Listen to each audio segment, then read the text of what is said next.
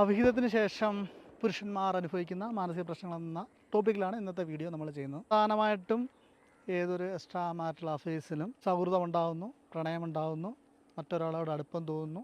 പലപ്പോഴും അവരുടെ കഷ്ടതകളിൽ അയാളെ സഹായിക്കാൻ വേണ്ടിയായിരിക്കാം ഇദ്ദേഹം അവരുടെ അടുത്തേക്ക് പോകുന്നത്. അവർ സൗഹൃദം, സ്നേഹം, പ്രണയത്തിൻ്റെ പൂർണ്ണത എന്ന് പറയുന്നത് പലപ്പോഴും ഫിസിക്കൽ റിലേഷൻഷിപ്പിലോ ഫിസിക്കൽ ഇൻറ്റിമസിയിലോ ആണ്. പക്ഷേ ഇത് കഴിയുന്നതോടുകൂടി ഓപ്പോസിറ്റ് നിൽക്കുന്ന ആളിൻ്റെ അല്ലെങ്കിൽ സ്ത്രീയുടെ പ്രണയത്തിൻ്റെ അതിൻ്റെ തീവ്രത അനുരാഗത്തിൻ്റെ തീവ്രത കൂടുകയും ഇവർ പലപ്പോഴും വളരെയധികം ഒബ്സസ്ഡ് ആവുകയും ചെയ്യുന്നതായിട്ടാണ് നമ്മൾ കണ്ടിട്ടുള്ളത്. ഈ ഒബ്സസ്ഡ് ആവുന്ന പോയിൻ്റ് തൊട്ടാണ് പ്രധാനമായിട്ടും പ്രശ്നങ്ങൾ ആരംഭിക്കുന്നത്.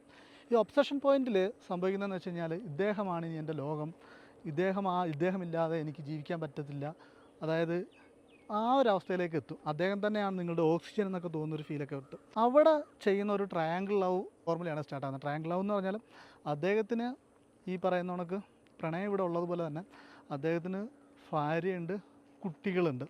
അപ്പോൾ പലപ്പോഴും ഇവിടെ ലോക്കായി കഴിയുന്ന സമയത്ത് ഈ റിലേഷൻഷിപ്പ് ഭാര്യയും കുട്ടികളെയും അറിയാതിരിക്കാനുള്ള ഒരു ഉത്കണ്ഠയും ടെൻഷനുമായിരിക്കും ഇദ്ദേഹത്തിന് ആരംഭിക്കുന്നത്. പല സാഹചര്യങ്ങളിലും ആദ്യ ഭാര്യയുടെ കുറ്റങ്ങളും കുറവുകളും പറഞ്ഞുകൊണ്ടായിരിക്കും ഇദ്ദേഹം ഒരു അവിഹിത ബന്ധത്തിലേക്ക് വന്നിട്ടുണ്ടാകുക. അപ്പോൾ അദ്ദേഹം ഈ പറയുന്ന സ്ത്രീ അതെല്ലാം വിശ്വസിച്ചിട്ട് അദ്ദേഹത്തിന് അവരെ കണ്ണെടുത്താൽ കൊണ്ടുകൂടാ, അല്ലെങ്കിൽ അദ്ദേഹത്തിന് അവരോട് അത്രയും വെറുപ്പാണെന്നൊക്കെ കരുതിയായിരിക്കും ഇവർ തമ്മിലുള്ള ആ സ്നേഹബന്ധത്തിൻ്റെ ഒരു ആഴം കൂടുന്നത്.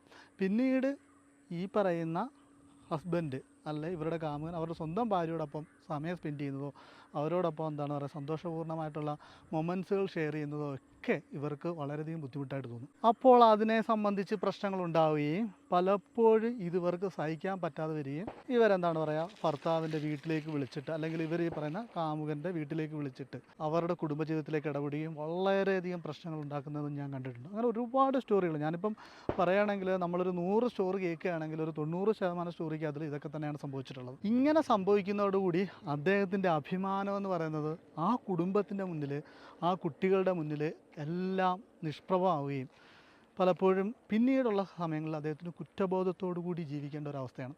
അതേസമയം ഇന്ത്യൻ സാഹചര്യം അനുസരിച്ച് അവരെ ഡിവോഴ്സ് ചെയ്യാനോ അല്ലെങ്കിൽ അവരെ ഡിവോഴ്സ് ചെയ്തിട്ട് ഇവരെ സ്വീകരിക്കാനോ ഉള്ള ഒരു സാഹചര്യം അവിടെ ഉണ്ടായിരിക്കില്ല. കാരണം പലപ്പോഴും ആ സ്ത്രീ ചിലപ്പോൾ ആ ഡിവോഴ്സിന് തയ്യാറാവില്ല. അപ്പോൾ ഇദ്ദേഹത്തിന് ഇവരെ സ്വീകരിക്കാൻ പറ്റത്തില്ല. അപ്പോൾ അത് ഓഫൻസായില്ലേ, അതായത് കുറ്റകരമാണ്. ഒരു വിവാഹം നിലനിൽക്കെ മറ്റൊരു വിവാഹം കഴിക്കുന്നത് കുറ്റകരമാണ്. അപ്പോൾ അങ്ങനെ ഇദ്ദേഹം മാനസിക സമ്മർദ്ദത്തിൽ ഏർപ്പെടുകയും എല്ലാ ആളുകളുടെ ജീവിതത്തിലും മോശക്കാരനായി ജീവിക്കേണ്ട ഒരു അവസ്ഥ വരുന്നു. പ്രത്യേകിച്ചും കുട്ടികളുടെ മുന്നിൽ ആത്മാഭിമാനം ഇല്ലാത്ത ഒരാളായി ജീവിക്കേണ്ടി വരുന്നു, അല്ലെങ്കിൽ ഭാര്യയുടെ മുന്നിൽ ആത്മാഭിമാനം ഇല്ലാത്ത ആളായി ജീവിക്കേണ്ടി വരുന്നു. ഇങ്ങനെയുള്ള ഒരുപാട് പ്രശ്നങ്ങളുണ്ടാകുന്ന സമയത്ത് പുരുഷന്മാർ പലപ്പോഴും ഒരു ഡിപ്രഷനിലേക്ക് പോകുന്നതായിട്ട് കണ്ടിരുന്നു. ഇവരുടെ പുരുഷൻ്റെ ഡിപ്രഷൻ എന്ന് പറഞ്ഞാൽ സാധാരണ ഇരുന്ന് കരയുക ഒന്നുമല്ല. അവൻ എന്താണ് റെക്ലെസ് ആയിട്ടുള്ള സെക്സിന് വേണ്ടി പോകുമായിരിക്കും, അല്ലെങ്കിൽ ഈ പറയുന്ന മദ്യത്തിന് അടിമയാവും, മയക്കുമരുന്നിന് അടിമയാവും, അല്ല എല്ലാവരിൽ നിന്നും ഒറ്റപ്പെട്ടു പോവും, അല്ല അങ്ങനെയുള്ള എന്താണ് പറയുക ആർക്കും പിടികൊടുക്കാതെ വളരെയധികം മാനസിക സമ്മർദ്ദത്തിലും മാനസിക വിഷമങ്ങളിലൂടെ ആയിരിക്കും ഇവന് കടന്നു പോകുന്നത്.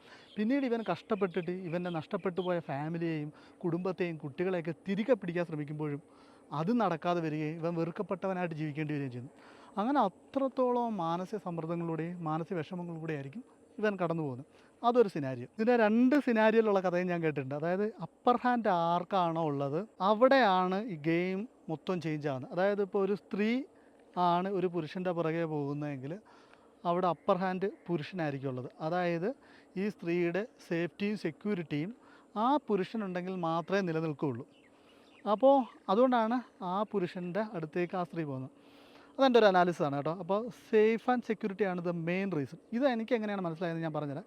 നേരെ തിരിച്ച് ഇതിൻ്റെ വേറെ വെർഷൻ ഞാൻ പറഞ്ഞുതരാം. അതായത് പുരുഷൻ പലപ്പോഴും വീണ്ടും രണ്ടാമത് റിലേഷൻഷിപ്പിൽ തകർന്നു പോകുന്നൊരു സിനാരിയാണ് ഞാൻ എക്സ്പ്ലെയിൻ ചെയ്തു തരുന്നത്. അപ്പോൾ ഇതൊക്കെ നമ്മൾ മനസ്സിലാക്കി വെച്ച് കഴിഞ്ഞാൽ ഇതിൻ്റെ ഈ ഒരു ഗെയിമിൻ്റെ ഒരു ഫുൾ പിക്ചർ കിട്ടുകയും നമുക്ക് കറക്റ്റായിട്ട് എവിടെ നിൽക്കണമെന്നുള്ളതിൻ്റെ ഒരു ബോധ്യം കിട്ടുകയും ചെയ്യും. അതൊക്കെയാണ് ഈ വീഡിയോയിലൂടെ ഞാൻ ഉദ്ദേശിക്കുന്നത്. അത് അവിഹിതത്തിലേക്ക് പോകുന്ന സ്ത്രീയാണ് അപ്പർ ഹാൻഡെങ്കിൽ, സ്ത്രീക്കാണ് അപ്പർ ഹാൻഡെങ്കിൽ അവിടെ സംഭവിക്കാൻ പോകുന്നത് ഞാൻ കൃത്യമായിട്ട് പറഞ്ഞുതരാം. അവിടെ പുരുഷന് പലപ്പോഴും തേപ്പ് കിട്ടുക അല്ലെങ്കിൽ നഷ്ടപ്പെടലുണ്ടാവുക എന്നൊക്കെ പറയത്തില്ല, അവൻ മാക്സിമം എഫർട്ട് അവനായിരിക്കും നഷ്ടം ഉണ്ടാകുന്നത്. ആ സിനാരിയോ ഞാൻ എങ്ങനെയാണെന്ന് കറക്റ്റായിട്ട് നിങ്ങൾക്ക് എക്സ്പ്ലെയിൻ ചെയ്തു തരാം.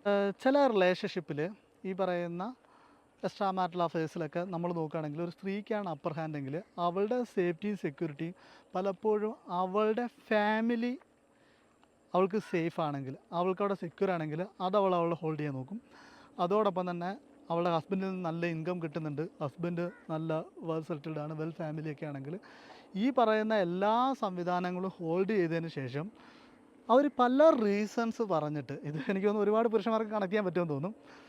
അതായത് അവർ പറയുന്ന റീസൺസ് നമുക്ക് മനസ്സിലാവും, എന്താണ് പറയുക, ഇത് വാലിഡ് അല്ല, അല്ലെങ്കിൽ ഇതെന്താണ് പറയുക, വെറുതെ പറയുന്നതാണെന്നൊക്കെ പറയും, വെറുതെ പറയുന്നതാണൊക്കെ നമുക്ക് മനസ്സിലാവും.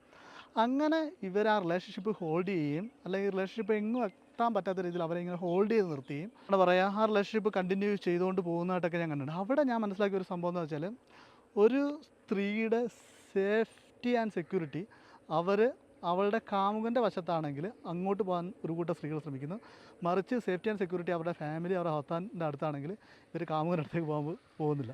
അപ്പോൾ ഇതെല്ലാം ഈ പറയുന്ന പ്രോസസ്സിലൂടെ കടന്നു പോകുന്ന പുരുഷന്മാർ ഇത്തരത്തിലുള്ള എല്ലാ വേദനകളും അനുഭവിക്കേണ്ടി വരും, വേദനകളൊക്കെ ഫേസ് ചെയ്യേണ്ടി വരുമെന്നാണ് ഞാനത് അനലൈസ് ചെയ്ത് പറയുന്നത്. ഒരു വീഡിയോയിലൊന്നും പറഞ്ഞാൽ തീരത്തില്ല, അത്രത്തോളം ടോപ്പിക്കുകളുണ്ട്, അത്രത്തോളം എക്സ്പീരിയൻസ് ഉണ്ട്, അത്രത്തോളം സ്റ്റോറികൾ നമ്മൾ കേട്ടിട്ടുണ്ട് ബുക്ക് എഴുതുന്നതിൻ്റെ ഭാഗമായിട്ട്. അപ്പോൾ കൂടുതൽ വിവരങ്ങൾ നമ്മുടെ ബുക്കിൽ എന്തായാലും ഉൾപ്പെടുത്തേണ്ടത്, ബുക്ക് എന്തായാലും ഉടൻ തന്നെ റിലീസ് ചെയ്യുന്നുണ്ടായിരിക്കും. അപ്പോൾ നിങ്ങൾ ഈ വീഡിയോയെക്കുറിച്ചുള്ള നിങ്ങളുടെ അഭിപ്രായങ്ങൾ, നിങ്ങളുടെ എക്സ്പീരിയൻസ് ഒക്കെ നമ്മളായിട്ട് ഷെയർ ചെയ്യുക. അപ്പോൾ അതിനകത്ത് നിന്ന് എനിക്ക് ഒരു ചാപ്റ്ററായിട്ട് ഉൾപ്പെടുത്താൻ പറ്റിയ ടോപ്പിക്കുകളുണ്ടെങ്കിൽ അത് തീർച്ചയായിട്ടും ഞാൻ ഉൾപ്പെടുത്തും. അപ്പോൾ ഈ വീഡിയോ എല്ലാവർക്കും ഇഷ്ടമായെന്നായിരുന്നു. വീണ്ടും മറ്റൊരു വീഡിയോ കാണാം. അതുവരേക്കും ബൈ ബൈ, താങ്ക് യു.